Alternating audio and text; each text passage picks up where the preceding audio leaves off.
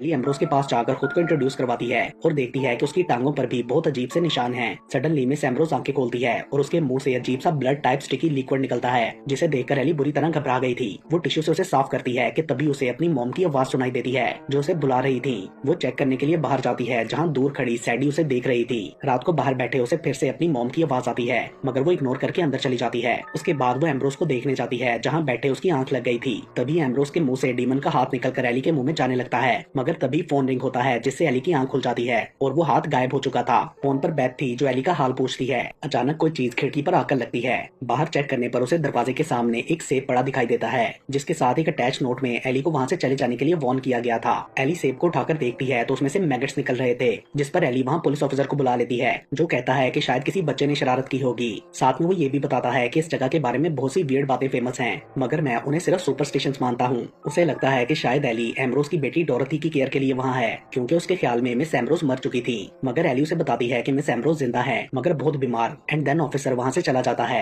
अगली सुबह जॉगिंग करते हुए एली जंगल में सैडी को देखती है, मगर सैडी उसकी किसी बात का जवाब दिए बिना ही वहाँ से भाग जाती है। एंड देन बेथ कॉल पर एली को बताती है कि वो एल्मा के बारे में इन्वेस्टिगेट करने की कोशिश कर रही है, क्योंकि वो उसे काफी वेड़ लगी थी। और साथ ही वो एली को अपना ख्याल रखने और अलर्ट रहने के लिए कहती है। उस रात ब्रश करते हुए एली को ग्राउंड फ्लोर से कुछ अजीब आवाजें आती हैं। एंड देन सोते में भी किसी आवाज से एली की आंख खुल जाती है और वो चेक करने के लिए मिस एम्ब्रोस के पास जाती है तो उसे दरवाजे के बाहर से विस्परिंग सुनाई देती है, जैसे कोई स्पेल पढ़ रहा हो। यहाँ हम एम्ब्रोस के मुंह से फ्लाइज भी निकलती हुई देखते हैं। एली को लगता है कि शायद अंदर डोरथी है, मगर वहाँ कोई भी नहीं था, जिससे एली बुरी तरह घबरा जाती है। देन अगेन सोते में उसे अपनी मॉम का सपना आता है जो इसी घर के बाहर पेड़ से लटक कर एली को एप्पल्स मारते हुए कह रही थी कि वो उसे नहीं छोड़ेंगी। डर से एली की आंख खुल जाती है। तभी उसे अपनी टांगों पर कुछ निशान भी दिखाई देते हैं। दूसरी तरफ बेथ के डैड मिस एम्ब्रोस और डोरथी के बारे में तो कुछ इन्फॉर्मेशन निकलवा लेते हैं, मगर उन्हें एल्मा के बारे में कुछ पता नहीं चलता। किसी ने भी उसका नाम तक नहीं सुना था। वो बताते हैं कि उस जगह के बारे में बहुत वियर्ड बातें फेमस हैं, इसलिए तुम्हें एली को फौरन वहाँ से निकाल लेना चाहिए। उधर एली से मिलने मैरलिन और उसकी बेटी सैडी आते हैं। मैरलिन सैडी को एली से अपोलोजाइज करवाने के लिए लाई थी,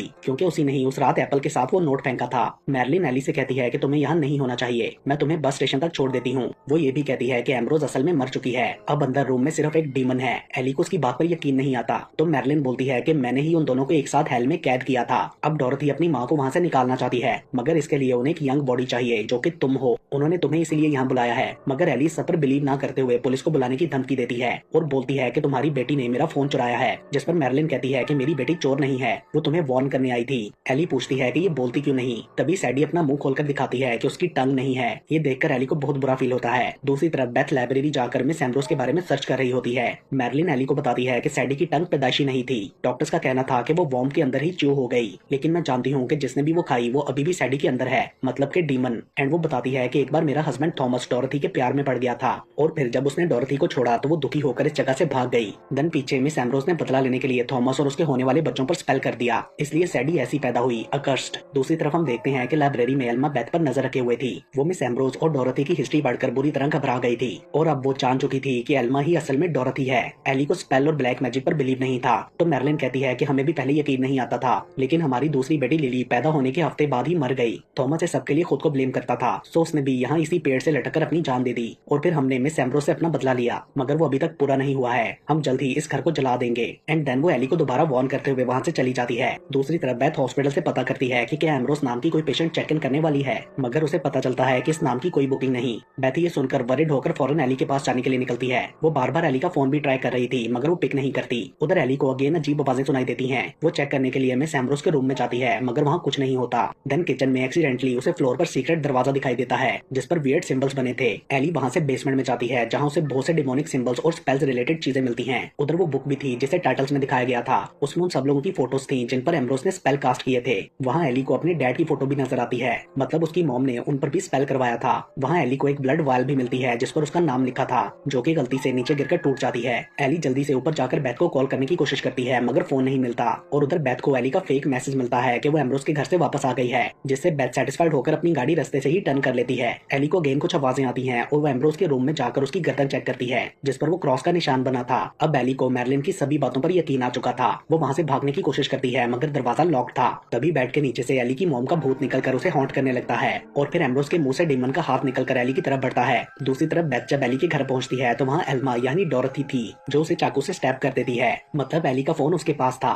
बेथ भी उस पर वाइन बोतल से अटैक करके वहाँ से भागने की कोशिश करती है, मगर डोरथी पीछे जाकर उसे पकड़ लेती है। नेक्स्ट सीन में हम एली को देखते हैं जो किसी तरह बचकर रूम से बाहर आ गई थी। तभी वहाँ वही पुलिस ऑफिसर आता है जिसे खबर मिली थी कि मैरिलिन इस जगह को जलाने वाली है। एली उसे बताती है कि मिस एम्ब्रोस मर चुकी है, लेकिन ऑफिसर बिलीव नहीं करता क्योंकि अंदर से आवाजें आ रही थी और वो एली के मना करने के बाद भी उस रूम में चला जाता है जहाँ डीमन उसे मार डालता है। एली अंदर जाकर देखती है तो वो डीमन उसे खा रहा था। वो डरकर बाहर भागकर दूसरी ऑफिसर से हेल्प मांगती है। तभी बैथ अचानक से वहाँ आकर अपनी गाड़ी से उस ऑफिसर को टक्कर मार देती है जिससे उसकी डेथ हो गई थी। एली जख्मी बैथ को गाड़ी में से निकालकर बाहर जमीन पर लिटाती है, लेकिन तभी मूवी में एक ट्विस्ट आता है। असल में वो डोरथी थी जिसने बैथ की फेस की स्किन का मास्क पहन रखा था। वो पीछे से एली को मारकर बेहोश कर देती है। आंख खुलने पर एली खुद को बंधा हुआ पाती है और डोरथी उसका ब्लड निकाल रही थी। साथ ही वो एली को बताती है कि तुम बचपन में अपनी मॉम के साथ यहाँ आई थी। उन्होंने अपने हस्बैंड पर स्पेल कास्ट करवाना था, मगर पैसे ना होने की वजह से उसने हमें तुम्हारा ब्लड देकर पे किया, जिसे मेरी मॉम ने जरूरत के वक्त के लिए रखा था, लेकिन तुमने उसे जाया कर दिया। इसलिए मैंने दोबारा तुम्हारा ब्लड लिया है। तुम्हारी मॉम जानती थी कि ये वक्त जरूर आएगा, इसलिए उसने गिल्टी होकर अपनी जान ले ली थी। एली उससे पूछती है कि तुमने बैथ को क्यों मारा, मगर डोरथी उसे दोबारा बेहोश कर देती है। अब की बार होश में आने पर वो खुद को एक इन्वर्टेड पेंटाग्राम में लेटा हुआ पाती है जहाँ साथ में मिस एम्ब्रोस भी थी और डोरथी कोई रिचुअल परफॉर्म करने वाली थी। एली उसे समझाने की कोशिश करती है कि वो ऐसा मत करे, मगर डोरथी उसके मुंह में बैथ की फेशियल स्किन डाल देती है एंड देन वो बुक में से स्पेल पढ़ने लगती है, जिसके बाद मिस एम्ब्रोस की बॉडी को चीर कर डीमन बाहर निकल आता है। डोरथी भी ये देखकर घबरा गई थी क्योंकि वो तो अपनी मॉम को जिंदा करना चाहती थी, मगर इससे पहले कि डीमन एली के अंदर जाता, मैरिलिन वहाँ पहुंचकर डोरथी को मार देती है और फिर बुक में से स्पेल पढ़कर डीमन को एली से दूर हटाती है, जिस पर वो डीमन उसकी तरफ बढ़ने लगता है। मगर तभी एली खुद को छुड़वाकर डीमन की बैक पर चाकू से क्रॉस का निशान बना देती है, जिससे वो तड़पने लगता है। इतनी देर में सैडी भी वहाँ आकर डीमन को आग लगा देती है, जिसके बाद वहाँ सब कुछ तेजी से जलने लगता है। वो तीनों भागकर बाहर निकल जाती हैं। एली की मॉम का भूत भी अंदर ही जलकर खत्म हो गया था। देन डीमन डोरथी की बॉडी की तरफ बढ़ता है और साथ ही दरवाजा बंद हो गया था। नेक्स्ट सीन में एली अपने मॉम की फेवरेट सीढ़ी को तोड़कर उनकी ग्रेव के पास रख देती है एंड देन हम उसे हॉस्पिटल में देखते हैं, जहाँ बर्न वार्ड में जाने पर उसे सामने डोरथी दिखाई देती है जो कि एली की मॉम का फेवरेट सॉन्ग गा रही थी